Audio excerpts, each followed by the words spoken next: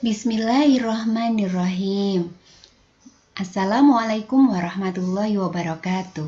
Pagi ini Ibu akan membahas tentang senyawa karbon. Senyawa karbon banyak sekali dalam kehidupan kita. Sebelum kalian belajar, kalian harus lebih dulu tahu apa sih manfaatnya senyawa karbon dalam kehidupan sehari-hari. Kita lihat. Gambar yang Ibu sajikan adalah salah satu contoh dari kegunaan senyawa karbon. Kita sekarang banyak menggunakan zat yang mengandung alkohol pada antiseptik untuk menghilangkan virus. Yang kedua, Ibu beri contoh ada spiritus, ada alkohol sendiri. Nah, ini kalau alkohol 70% banyak digunakan untuk bidang medis ya. Kemudian ada iodoform, ada MTBE, ada DME. Metil tersier butyl ether itu zat yang dimanfaatkan untuk mengurangi ketukan pada bensin ya. Nah, ini contoh-contoh ini bisa kalian lihat dalam kehidupan kalian sehingga kalian tahu, oh kalau saya belajar senyawa karbon banyak sekali ya kegunaannya. Ibu harap kalian lebih semangat belajarnya. Oke, kita lihat apa yang harus kita capai. Kompetensi apa yang harus kita kuasai pada pokok bahasan kali ini? Yang pertama yaitu menganalisis struktur dan tata nama senyawa karbon. Yang kedua menganalisis sifat-sifat senyawa karbon. Yang ketiga menganalisis kegunaan senyawa karbon. Yang keempat menganalisis sintesis senyawa karbon. Baik, mari kita lihat. Alkanol atau alkohol. Gugus fungsinya ROH. Senyawa karbon yang kita gunakan itu merupakan senyawa turunan alkana. Kenapa dikatakan senyawa turunan alkana? Kalian masih ingat kan apa itu alkana? Kalian bisa mempelajarinya kembali di materi kelas 11. Alkana punya rumus umum apa? CnH2n plus 2. Nah, dikatakan turunan alkana karena satu atom hanya diganti dengan gugus fungsi OH. Maka contohnya tadi Ibu sebutkan adalah alkohol, gugus fungsinya OH. Kemudian ada ether atau alkana, gugus fungsinya O-eraksen. Kemudian ada aldehid, gugus fungsinya COH.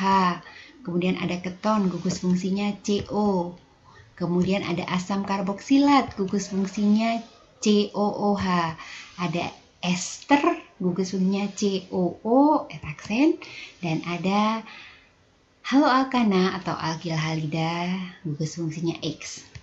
Nah, R-nya bisa berupa alkil yang rantai terbuka dan juga bisa berupa aril yang siklik.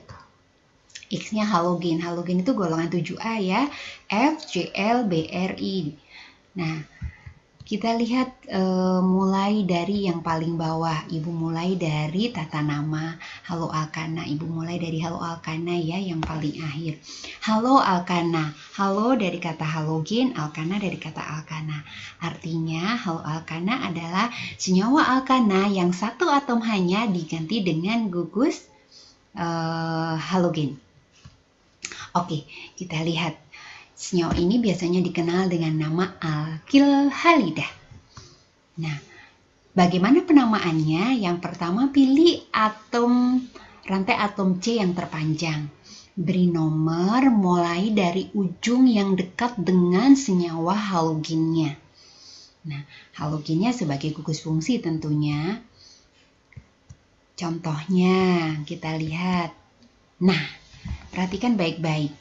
Ibu punya 1, 2, 3 rantai C-nya yang terpanjang 3 namanya propana. Nah, di nomor 1 ada gugus Cl, maka namanya jadi 1-kloropropana. Kemudian Cl-nya Bu Naning pindahkan ke tengah-tengah. Nah, namanya menjadi 2-kloropropana. 1-kloropropana dan 2-kloropropana berisomer posisi. Oke, yang ketiga contohnya. Ibu mulai dari C yang paling ujung karena gugus fungsinya ada di sini ya.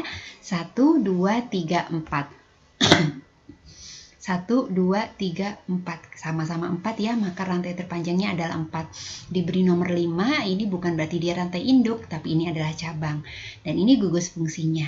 Di nomor 2 ada kloro, di nomor 3 ada metil, maka namanya 2-kloro 3-metil butana.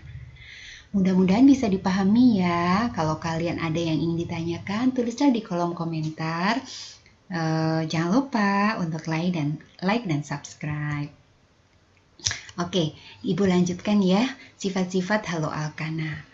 Sifat-sifat yang umum adalah dia pada umumnya tidak larut dalam air, tapi larut dalam pelarut organik.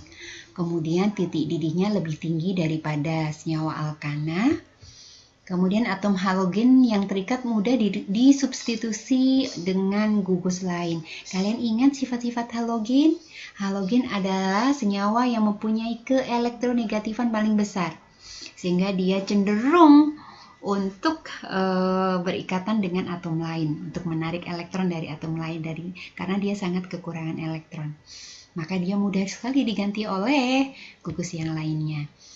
Dapat mengalami reaksi substitusi, penggantian, eliminasi, dan reaksi pendesakan atau persaingan antar halogen. Oke, sekarang pembuatan haloalkana. Haloalkana dapat dibuat dengan cara beberapa, antara lain 1.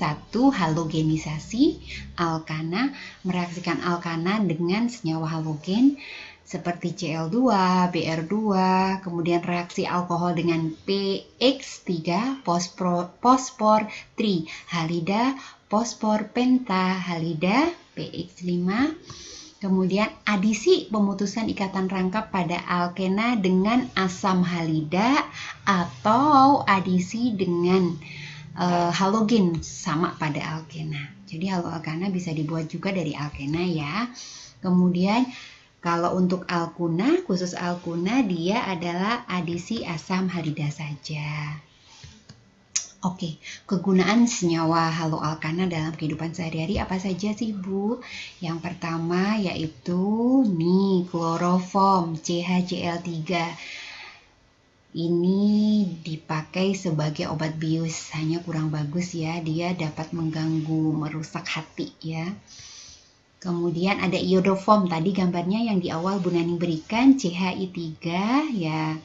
Ini dipakai sebagai antiseptik juga. Bisa digunakan untuk identifikasi antara etanol, gugus fungsinya aldehid, dan aseton, gugus fungsinya keton ya.